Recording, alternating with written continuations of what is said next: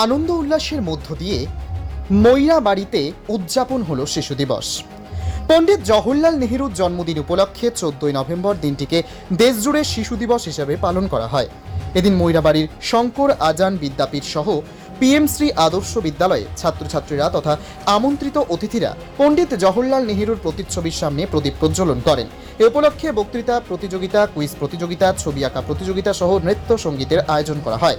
শিশু দিবসের অনুষ্ঠানে মুখ্য অতিথি হিসেবে উপস্থিত থেকে বিদ্যালয়ের ছাত্রছাত্রীদের হাতে লেখা ম্যাগাজিন দাপন এর শুভ উন্মোচন করেন কবি, লেখক তথা ময়রাবাড়ি প্রেস ক্লাবের মুখ্য উপদেষ্টা বাহারুল উলুম চৌধুরী।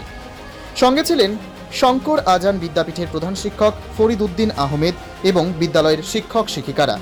এদিকে ময়রাবাড়ি আদর্শ বিদ্যালয়েও সাংস্কৃতিক কার্যসূচির সঙ্গে বিভিন্ন ধরনের প্রতিযোগিতামূলক অনুষ্ঠানের মাধ্যমে শিশু দিবস উদযাপন করা হয়। প্রতিযোগিতায় বিজয়ীদের মানপত্র সহ বিভিন্ন পুরস্কার প্রদান করা হয়। ময়রাবাড়ি প্রতিনিধির রিপোর্ট, গণআওয়াজ। শিশু দিবস উদযাপন আছিলে। শিশু দিবস উপলক্ষে আমি প্রত্যেক বছরের পরে এই বছরও শ্রেষ্ঠ ছাত্র বা ছাত্রী তেওঁলোকক আমি পুৰস্কৃত কৰিছোঁ। তিনিটা শাখাত তেনেকুৱা দিয়া হয়, ক্লাছ 1 to 5 কেটেগৰীত ল'ৰা এজন, ছোৱালী এজনী, 6 to 8 মাজতো তেনেকুৱা ল'ৰা আৰু ছোৱালীৰ মাজত, ঠিক তেনেকৈ 9 to 12 মাজতো আমি এজন ল'ৰা এজন ছোৱালী ট্ৰফি দিয়াৰ ব্যৱস্থা কৰোঁ। তেনেকুৱা ছাত্ৰ বা ছাত্ৰীকে চিলেকশ্যন কৰা হয় যিসকলৰ আচাৰ ব্যৱহাৰ পঢ়া শুনা সকলো দিশতে ভাল বুলি শিক্ষকসকলে বা শিক্ষয়িত্ৰীসকলে বিবেচনা কৰে।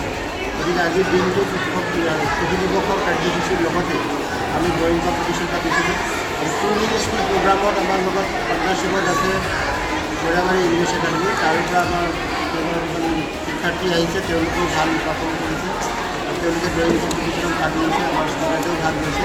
আমি যৌথ প্ৰচেষ্টাৰে আজিৰ দিনটো পাৰ কৰিলোঁ আৰু শিশু দিৱস হিচাপে যিখিনি ছাত্ৰ ছাত্ৰীসকলক মুক্তি কৰিব লাগে তেওঁলোকৰ প্ৰতি যিখিনি আমাৰ দায়িত্ব কৰ্তব্য আমি সুচাৰুৰূপে পৰিচালনা লাগিছে, তেওঁলোক তাতে সমাজে আমি তেওঁলোকক প্ৰত্যেকতে কেক খাবলৈ দিছিলোঁ, চকলেট খাবলৈ দিছিলোঁ আৰু ভাল লাগিছে। নিজে হাতে তেওঁলোকক কেক খুৱাব পাইছিলোঁ। গতিকে আমি দুপৰীয়াৰ আহাৰো একেলগে ৰাখিছিলোঁ।